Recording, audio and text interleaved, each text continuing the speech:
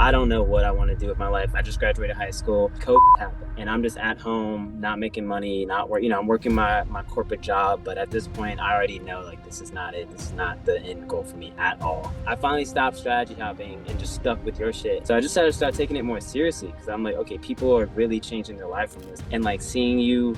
Make 200K, 300K casually, go from 1,000 to a million, which is crazy. Yo, you're just a regular dude who like picked a skill set and then just locked in with it. I'm living the goal I set out when I started this whole journey, and it is thanks to you and Set and Forget, my guy. All right, guys. So today we have another very interesting podcast. Today we have Steven on with us, where he has made a little bit over $12,000 from trading. I'm looking here at his payout certificates, where he got a business degree, a business major in 2019. He's been part of the community for the last couple of years, and he was able to quit his job after he got funded, and now is a full-time trader. Let's talk about his story and see how his journey has been. We're gonna let Steven in. He's been in the waiting room. What's good, bro? What's going on, Steven? Good, man. How you doing? Another day, another dollar. No, look, I feel that. I feel that. Talk to me, bro. Well, first of all, I want to thank you for taking your time and being part of this podcast, bro. Being for the community. Yeah, bro. This just shit is crazy. I'm not gonna hold you. From Why? like from watching your Sunday swings and like seeing the room and like watching your podcast, I remember like when I first started studying your strategy, I was always like, I'm gonna get on this podcast. I wanted to do the in-person Miami joint, but it's cool. But Yeah. it's just crazy to actually like see the work I put in and listen to everything you say. And here I am. I've been blessed to get a good amount of profits and be on this call. So it's a crazy like full circle moment for me. Well, okay. So you've seen the podcast, you've seen like the results of the students, and now you're on the other side of this. Like it's a full circle for you. So Yeah, yeah, it's crazy. Like it's still early in my journey. Like, I'm not at your level yet, but I know it comes in stages in this journey. So this is like the first, to be able to say that I can, not work a job and pay myself via trading is what I wanted, and then just to grow it from here is the goal. But I'm like technically I'm living the goal I set out when I started this whole journey, and it is thanks to you and Set and Forget, my guy. fire. Well, first, well, thank you. Thank you to that. But like, give us a little bit of a backstory, right? So I think you got a business major. Like, talk to us about how you came across. Yeah. Like, talk to us about everything. Yeah, man. So I currently live in Atlanta, Georgia. I came out here for college, to Morehouse College. It's a historically black college university. My dad came to Morehouse, so I always knew that was the route. But and we had to pick our majors. Going into freshman year. So I'm what, like 18, 19 at the time. I don't know what I want to do with my life. I just graduated high school, and I knew my dad was he was in business and all that. And so I told the woman, I'm like, just make me a business marketing major, whatever. I go through college. The way I got introduced to it was actually through like a lot of people through the whole IML. Yeah. So I was joining a fraternity, and a lot of the people that I was joining the frat with, they were really high up in it. And I had never heard of Forex, didn't know what it was. They would tell me about you can make money, trading and all that. Um, and I kind of ignored it for a long time. I went through senior year, but COVID happened. And I'm just at home, not making money, not work. I'm working my corporate job, but at this point, I already know like this is not it. This is not the end goal for me at all. So I'm already looking for a way out. And one of my homeboys who I trusted really well, like I saw he had started doing Forex and started talking about it, or IML. And so I trusted him. So I'm like, if you're doing it, it's got to be legit. I'll sign up. And I remember telling dude, I was like, I just want to learn how to trade. I don't want to call people. Yeah. I don't want to do all that until I know how to trade. Long story short, man, I'm in it. They had like the basics on the site, but I didn't make any money. And you got to pay like a subscription, a membership. So at this point, I probably lost like 1,000 or something dollars barely trading, not calling anybody before I just bounce off of it. And I'm like, you know what, this is not it for me. Um, and so then I didn't really touch it. This is like 2020. Because I'm working my corporate job. I'm like, I'm living my life. But I knew that I still wanted to trade. And so I was like looking at people on Instagram. And I don't know how I came across it. Maybe just like from searching like Forex. Like I think, your page came up. And I had seen a few other people. Like I know Swaggy, I had seen his profile, did a course with him. But from your Instagram, the way that you broke it down made the most sense to me. Like it was the easiest to understand. And I'm like, okay, I just gotta follow this checklist, grade it, if it's good, it's good. If it's not, it's not. And so started, over time was getting more consistent with it in terms of like taking it more seriously. I'd get on the Sunday swings one weekend, look at trades, take some, not take some. Like the consistency wasn't really there. I was still like learning and whatnot. This is like 2021, 2022. And I want to say I probably got like really locked in with it in terms of like I actually bought the course 2023.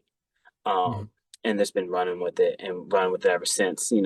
But the consistency was probably the biggest thing for me in terms of like showing up every week to the charts and actually like I would mark up the charts and then forget about it. Like I'd get the alarm, check it, and then do something else.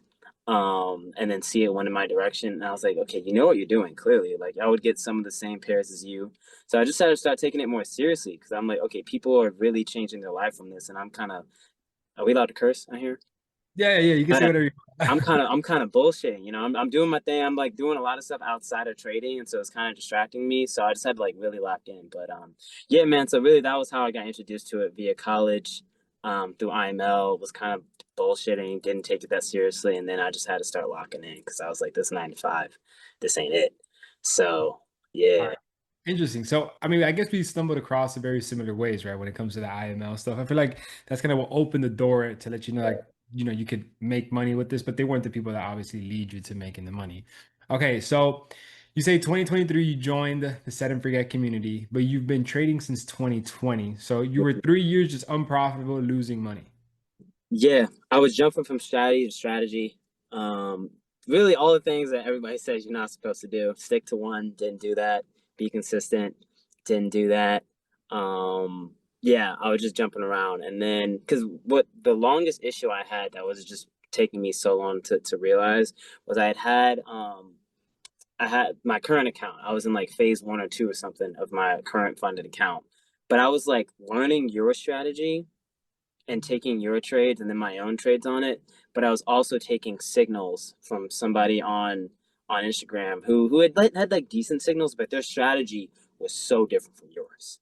Like Yeah. they were not sniper entries at all. Their stop loss was insane. It was crazy. So I would make some money from their trades, lose money from their trades, make money from your like it was really just all over the place. So I was like in phase one of this account for like a calendar year. And then Wow. it was insane, bro. I was literally sitting in phase one for the longest time, like barely creeping up, going down. And then I was like, okay, I'm studying. At this point, I'm getting more serious with your strategy. I'm showing up, I'm taking notes. I was like, all right, I'm gonna sink or swim. But I said, forget. At this point, the message of stop strategy hopping has really clicked. I stopped trying Yeah. to chase It money. took it took you 3 years to realize that. Yeah, yeah, no, it is crazy. So like everybody who listens, I like you said, really just got locked in quickly. So I finally stopped strategy hopping and just stuck with your shit. And then probably like the next week, I took an own trade that got me to phase two. Like that, Wow. I was like, well, that's convenient. So yeah. Okay, so 3 years strategy hopping, just losing break even, the same account for a calendar year. Then you Mhm. execute the strategy in 1 week, you pass. Yeah, yeah, I got out of phase one and moved to phase two immediately. So I Okay, was and like then really happy, and then I was also quite annoyed at myself because I was like, you really just, I got in my own way. But yeah. and then what happened? How long did it take for you to pass phase two? So yeah, phase one was like over a calendar year. Phase two was about like 3 months. 3 months to pass phase two. Okay. And then how long before then you got a payout? About a month. Okay. And then you've been getting, and then how did that feel when you got that payout? Did everything feel real? Yeah. Like how did that? So the payout wasn't anything crazy because it was I took some trade overnight and I had checked it and it like barely got me through it.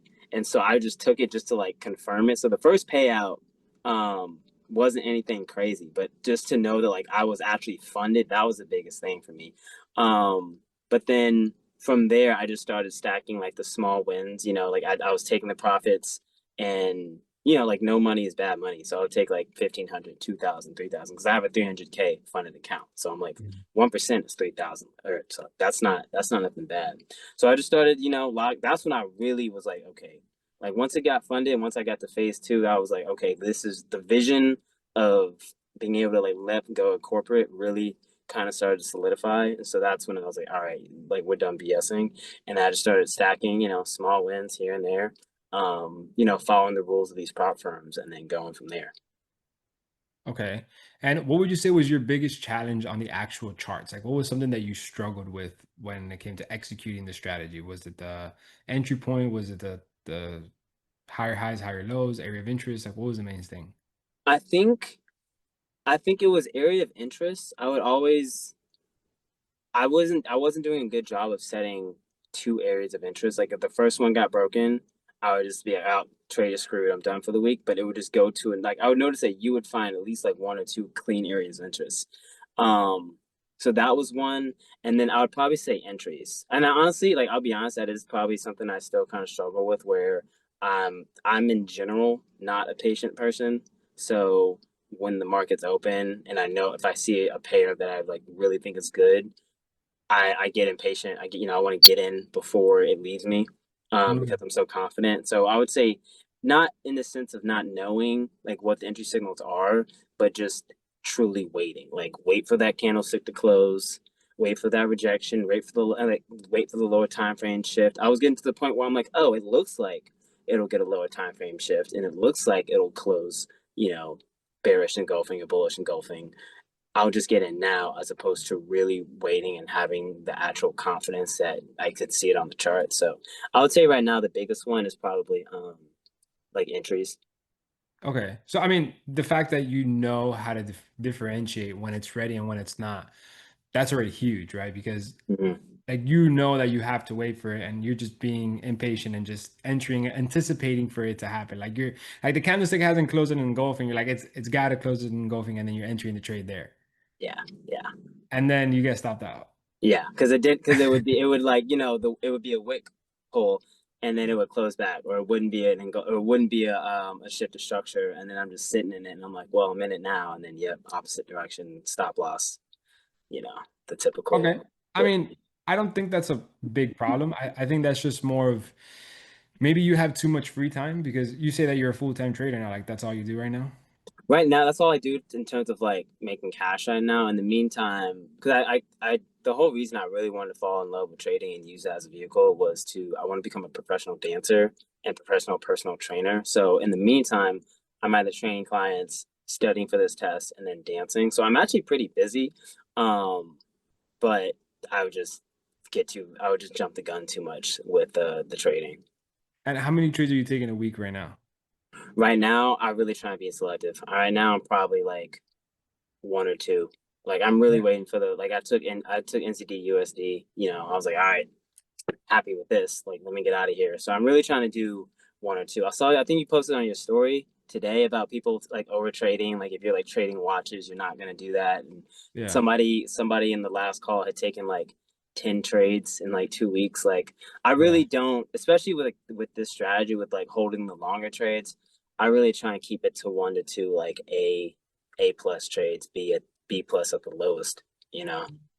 And then what would you say was your biggest turning point on the actual technical side? So like, okay, so your areas of interest were like the hardest things, but what was one thing that it just clicked for you right away? You're like, oh wow, it's been right in front of me. Honestly, the overall market structure. Like when you really talked about like zooming out and seeing where price is and like what it's done in the past. Like because I would watch it, but I don't, I wasn't zooming out as like, I wasn't really looking back as far as you and looking at the full picture. But when I really started seeing the full picture of like what price action is doing, I think that was one that clicked like pretty soon for me once I started like implementing it. I was like, oh, I see what he's talking about. I see where price is. I see where it did this. Um, in the past and why it's likely to do it again. So that was probably one of the ones that you broke down that helped out the most. And then probably market structure in terms of like finding the higher highs, finding the higher lows, seeing the elbows. That probably kind of clicked pretty fast as well. Okay. And then now that you have like the understanding of the strategy, right? Because like you get how it works, right? Top down analysis, area of interest, entry trade, so on. Like on your free time, what do you do? Because now that like you trade, right? And you're on the other side of understanding like the temperature you're taking, like you probably have a lot of free time, or you're either just watching the market or getting distracted. Like, so what do you say that you find yourself like pursuing what you want to do, dancing? Yeah, no. So I really like the vision. And again, I'm still like working towards like the fully realized, but it's really like take my trades in the morning, check the charts in the morning around like 8. If my alarm's been touched overnight, let me see where it's at.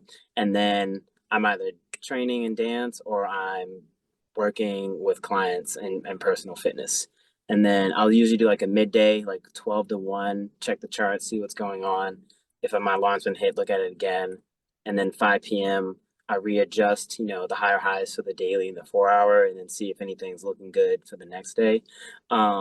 And then I'll rewatch like Sunday swings. If I haven't taken a trade in a minute, I'll rewatch Sunday swings or some of the boot camp videos just to like make sure I am on top of the game with the strategy. So I try not to look at the charts too much if there's nothing there during the weeks. I don't want to try and get trigger happy and just jump into something I shouldn't and get antsy. So if I am kind of have free time, I'll probably watch old Sunday swings and see, pairs going and, a certain way or not and all that.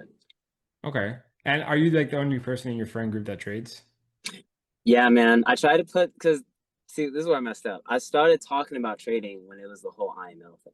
Yeah. And everybody was like, nah, bro, this is not. And so then when that became to not be the case, I was like, you know what, you're right. So I kind of just took it on as like my own personal thing, and I knew that a lot of people didn't understand it all the time, and it had such a negative connotation because it was like the whole IML thing was huge at my school, like it was huge. And so the moment you say that, everybody's like rolling your eyes, and at this point, I'm out of it. But I'm like, I don't even really want I don't even want that energy coming towards me, and it's already a hard journey, and at this point I wasn't funded yet. So I've been more like, confident talking about it now that I've been making money on it. But like when I was still like figuring it out, even though I knew it was real, I was like, let me not let anybody's energy kind of affect my journey. So like I've told my parents about it. I didn't tell them until I got funded because I was like, nah, I'm not giving them any room to be like, no, stay in corporate. But once I got funded and I started making money, I was like, hey, I don't plan on going back to corporate, and here's how I think I'm going to sustain myself. So I've slowly but surely started telling more people as I've gotten more payouts and more confident and comfortable with it, and being like, no, like here's proof. And up to this point right now, how many payouts have you gotten? What's the total that you've been able to I'm make? at 8, and then um I'm at 14,000. So 8 different payouts, total 14,000. Yeah, I mean, that's good. Because that's not like I like that better that you've gotten multiple payouts than just one payout for 18,000. Because it shows that there's consistency in what you're doing. yeah. That's what I try and that. I mean, I know that's what you preach. So Yeah. I'm trying not to chase. And again, I think I acknowledge that I'm still early in my journey. Like I'm not a seasoned trader. I haven't been in the game that long profitably. So I'm not at the point where I'm really trying to do the crazy 1 to 5s, 1 to 4s. Like if they come up and they bless the account, by all means. But for now, I'm cool. Again, because I have such a large funded account, like 1%, 2% is good money for me right now. And I'll just stack capital as time goes on. Yeah. I mean, I think that's so what are you risking on that account? 1%, half a One, percent? yeah, I'm at one. Okay, cool. Like 0.8 to 1%, nothing more than that. Because these rules are kind of crazy. So Yeah, facts. 100%. So you catch a 1 to 2, you just hit withdraw, get your money out pretty much. yeah, because I'm at the point I was able because of so many payouts. The prop firm I'm with, I'm at the point where I can withdraw daily. So I'm like, shoot, if I make the money at a Monday at noon, I'm gonna withdraw it at 2 p.m. And then if I see another trade Tuesday, Wednesday, I'll do it. I'll do it again. So I just take it and I sit on it, and then I just put it. I take it out, put it in my own account, save money, all that. I like that. I like that. So you're taking a very small and steady approach. I mean, it's interesting, right? Because it's just crazy how you can get the strategy and you can just apply it to whatever you want, right? Like I just did a podcast with a student that like, he's trying to take $1,000 to 1 billion, right? Like he's just like full porting it and Yo, good luck with that. Yo, I support it. Yo, I support it. like you could do it. And like he's ran it up. I think he took us to like 130K, 140K, and then he blew half of it. Like he ran it up, but he's like stressing, right? Like you could definitely tell like you're more of like a chill type of guy. And like you're Yeah, not really like you're not chasing like a big bag like that. You're kind of just chasing like a chill lifestyle, right? yeah. Well, don't get it wrong. I definitely want. I follow you for a reason too, my boy. So Yeah. like, but I know that comes with time. I know that's not gonna come with one. So right now, I'm really just trying to like the way I want to make make the 50 bands, make the 100K is by having you know multiple funded accounts that I've grown in my personal account. Like I know I'm trying to play the long game because I don't want to crash and burn because I go full port on a trade that then screws me. But yeah, but I am So, patient. so you would say that like the seven figure strategy has changed it all pretty much for you completely. Absolutely, absolutely. It was really just the clarity because like when I first saw trading, I was like, what the hell are these candles and like I was like, what? And then you broke it down, and I think that's also like the way I learn and the way I like to do work is it's very close to how you have your checklist. Like the moment you brought the checklist of like, if like, do you have these things? Yes. Do you have this? Yes. You have this? No. Skip. What's the grade? Are you comfortable with risking it on an 85% trade? Yeah. Like the moment I really saw that, I was like, yeah, this is it for me. Because the Mm, way you broke down the strategy made sense, and then the way you broke down how you determine it's a good trade for you. Because I think that was one of the big things for me is like you said, this is such a like an uncertain. You can do everything right. It can be 110%. You have every confluence, and it screws you. Like that initially really scared me because it did in a sense feel like gambling mhm. because it's like, well, if I don't know that, but then once you broke it down of like, no, you're just going based off of like the odds and like the percentage chance of it working. That really kind of helped ease the stress I felt of like, okay, I'm comfortable with this being a 70% grade. It might not be the highest, but I'm willing to risk it or 100. So, yeah, it definitely changed the game because I was just floating around beforehand. And I feel like what really makes a difference is the risk to reward. That just changes the whole entire like Yeah, that's that like the secret, the risk to reward. is because you'll lose. I would lose like, 3 trades, but I'm like, okay, that's 3%. That ain't nothing crazy. And then I make one good trade, and I'm out of drawdown, and I made profit, and it's like, you know, so, and I think for me, I think something that I really love about the strategy is that it's really easy to see if you lost a trade because you fucked up or you messed up, or if you just got hit with news or it just didn't go in your way. Like that's something that really helped me, like looking back at the trades and being like, oh, that wasn't a shift of structure. Or, oh, like, you didn't have two time frames in sync. Like you make it very clear to see again the rules of the trade and knowing like, oh, like if you I know why I shouldn't or should take this trade moving on.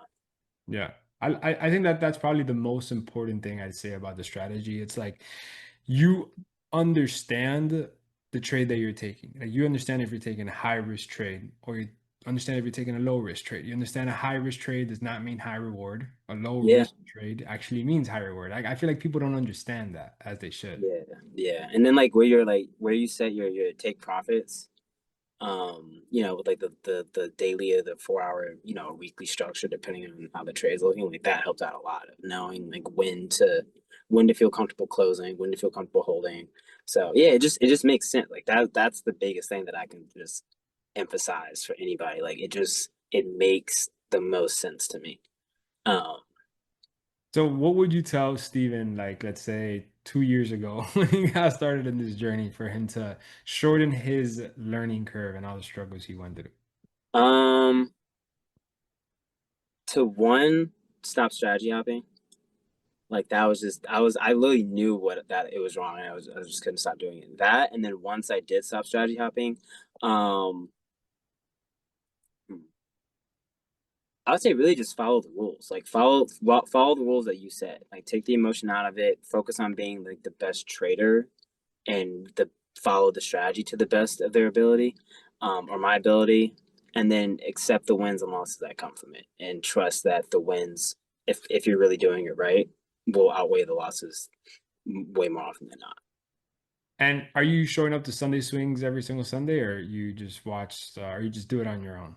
Nah, I like to come up. I'll mark mine beforehand. I have pretty busy Sundays, so I don't if I don't watch them live, I'll watch them like in the evening on Monday. But nah, I like to show up because I like to see that if we're watching the same pairs, if we have the same mindset around it, um, and then just be on see what you guys say, you know.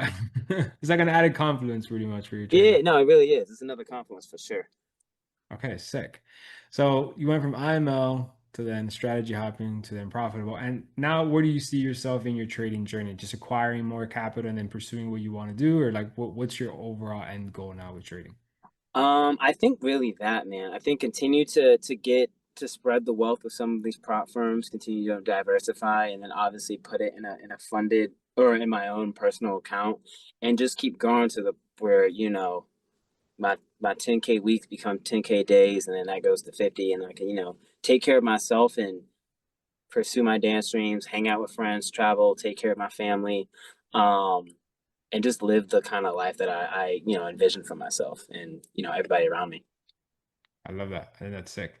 I Yeah, mean, dude, any questions you want to ask me? Anything that you want to ask? yeah. Like, I think something that I really wanted to know was like, obviously you've accomplished a lot within your career in trading, but like, what would you say is your biggest you're the accomplishment you're proudest of? Like out of everything will eventually have accomplished with trading, like my proudest achievement is getting that first payout because that was like years of effort. So like out of everything you've done, challenges, 1,000 to 1 mil, rollies, all that. Like what is like your proudest accomplishment and then why?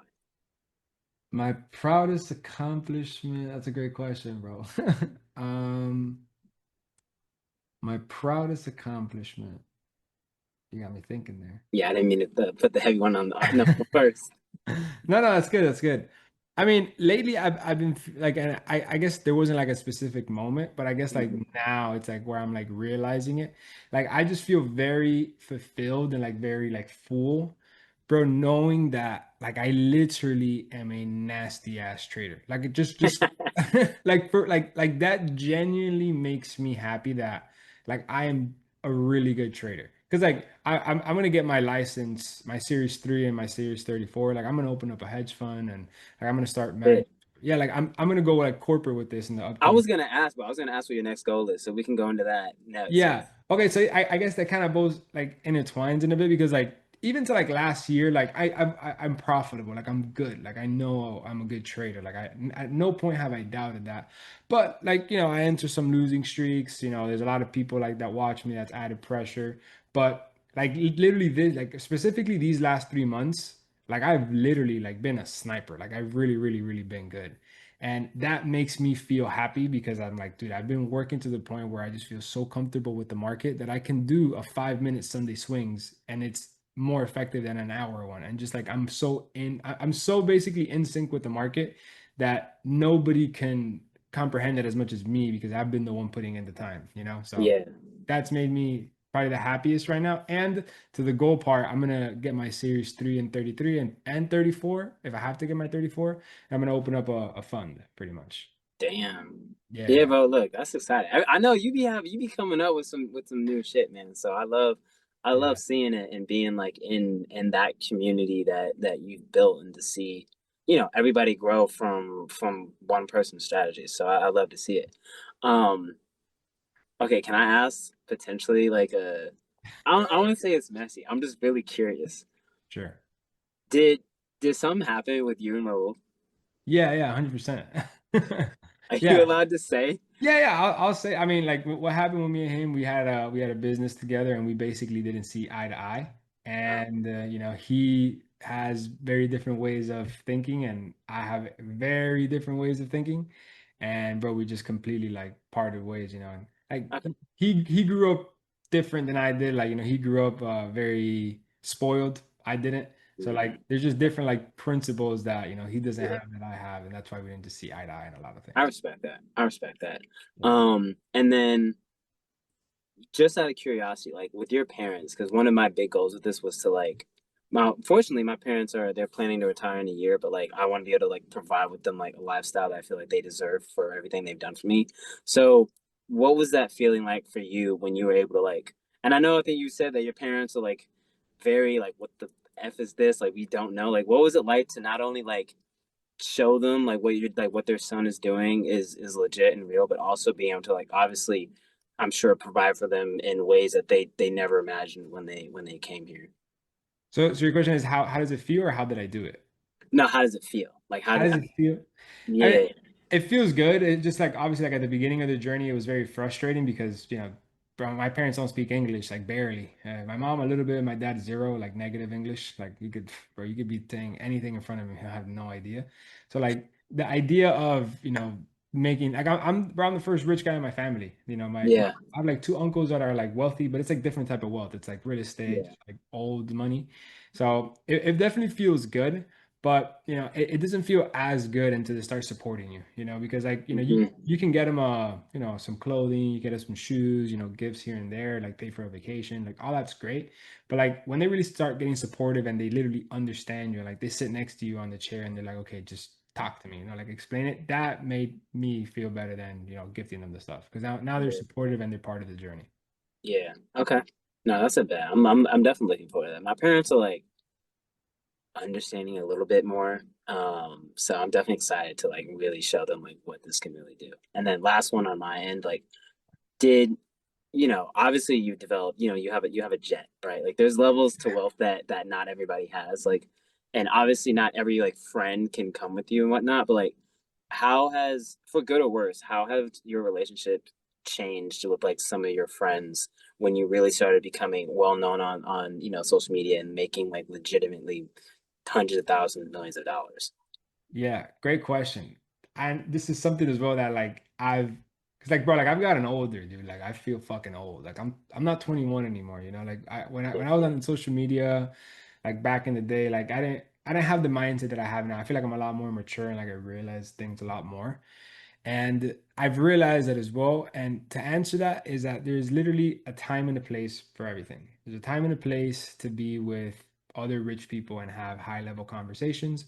And there's a time and a place to be wholesome and just be just your young self and just be not who you really are, because it's not that I'm not who I really am around other successful people. It's just there's different, you know, vibes, right? Like, and I've tried to bring my wholesome friends from high school that don't aspire to be as rich to those vibes, and they just don't feel comfortable. It's not what they want to be. They don't aspire to be that. And it actually ends up being more of a conflict for me that I get frustrated. I'm like, bro, how don't you want to be rich? Like I'm putting you on. Why don't you want to do this? And they're like, bro, it's just like it's just very stressing. It's so risky. They don't want to do it. So like lately, I've realized I'm like, yo, there's a time and a place to be with certain amount of people that want to hustle, want to work, want to grow, and there's a time and a place with people that they just want to talk about the basketball game and who they think is gonna win.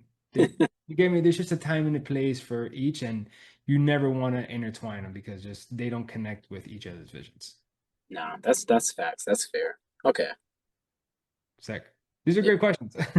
Hey, thank you, bro. I was trying to think. I'm like, bro, if you got one chance to talk to him, you better like really come something correct. Now, I didn't Yeah. want to ask like I'm sure some of these questions people have asked you, but I know you be on Sunday swings, like y'all be asking the same questions. So I'm like, let me try to put some thought into it. Yeah, yeah. I mean, no, those are great. I mean, anything else you want to talk about? Anything else you want to chop up? Shit, let me think. I don't Take want it. to. Yeah. I would say like, so you asked me like, what would I tell myself like from two, three Yeah. years ago? Like, what would you say was like your biggest hurdle in terms of getting to where you are now? Like, what would My you tell? Because you started what, 5 years ago? Probably like 7 years ago now. 7 now? Yeah. I'd say my biggest struggle was probably wanting to just flip an account and just be rich really fast. So Mm. like if I would have understood like what you're doing right now, which is like that small like little tap up, tap down, tap up, I would have just understood that and I would have had a lot more sustainability. But yeah, I had to learn the long way. And I wish I would have learned that because I feel like I would have shortened my learning curve from 3 years, 2.5 to 3 years to about a year, maybe even less because Hmm. you could only learn the charts so much until it's just the same thing. But Yeah. the risk management and risk reward is like the biggest key for sure. Okay. No, that's facts. Yeah. And then, all right, bro, which car out of all the cars you've gotten, if you could only pick one to drive for the rest of your life, which one are you having? The Bugatti, bro. There's nothing like a Yeah, Bugatti. yeah, yeah, yeah. The pink one? I'll take the pink one, yeah. I mean, bro, Yeah, it's a Bugatti for a reason, like yeah, there's nothing like it, bro. Nothing like it. yeah. No, Like that's real, bro. you're down to do a video for Instagram? Like, Yeah, yeah, that's good. all right. What All you right, need so me to let me see here. Let me adjust this like this. Don't take. All right, let me do it like this. All right, so I'm doing a podcast right now with one of my students, Steven. Say what's up, Steven. That's good. All right, so tell the people what you've done. You were strategy hopping, you lost. Like, just give them a 15-second rundown. Go. Yeah, man. I was strategy hopping, wasn't being serious about the game, locked in with set and forget, and I made $14,000 and quit my job. That's all you need. So you like trading better than your 9 to 5? Absolutely. Set and forget is the way to go. Easy. Fire, bro. All right, sick. Yeah. I mean, bro, anything else you want to break down? Anything else you want to ask me? Like this is your time, you know? Like Yeah. I'm I'm trying to think, bro. What was it? Okay, what is it like? You've mentioned it a little bit, but like if it's like off the YouTube video and all that, like what is it really like being in the world of like trying to talk to women with that much money? Because at this point they got to know you. Yeah, bro. I mean, dude, I'm not gonna lie. I used to get a lot more women before I had money. Like it's weird. Like now, I know, right? It's such a weird thing because I guess like, bro, like, I'm really playing defense out here, bro. Like I'm not playing offense. Yeah, Like yeah. They got I'm their full court press. oh yeah, 100%, bro. I got fucking like everything blocking me, bro. Fuck that. Yeah, I mean, obviously, like, yeah, like it's definitely gotten easier, but just to like find like a good one, it is very difficult because you just don't know who's who and how they actually like you just don't know people's intentions. And that goes for girls and that goes for guys, that goes for friends, that goes for literally anybody, right? You don't know yeah. people's true intentions. But yeah, the whole female thing, I like the more successful I've gotten, the more private I've gotten and the less time available I've had. So Hmm. I don't pursue that, you know? Yeah, yeah. Is it harder like with the stage that you're at? Is it hard? I'm sure that you have like I know you have like a solid team around you Yeah. like behind the scenes, but like I'm someone who's like very friendly. I like to make friends left and right, even though I got my core group with me. Like, is it something where it's been harder for you to do that because you feel like people, want something from you or are only interested in because like they know who you are from your like social media account? Like, how has it like just been beyond like dating and all that? Like, how has it been like navigating? Just meeting new people potentially. Like, do you only go around circles where they got money because they can relate, or like, what's that like? Yeah, definitely being around successful circles helps. Like it really does kind of filter out a lot of people that shouldn't be there or like you shouldn't be wasting your time with. That definitely has helped. Like being around successful people has put me around other people that are around successful people for a reason, right? Because they've been vetted somehow, they've been trusted somehow, and if somebody else is successful, trust them, I should as well. Now it sucks because maybe that successful person has a terrible criteria on how to select these people, and I've been around those type of people as well. Like it really is a hit or miss.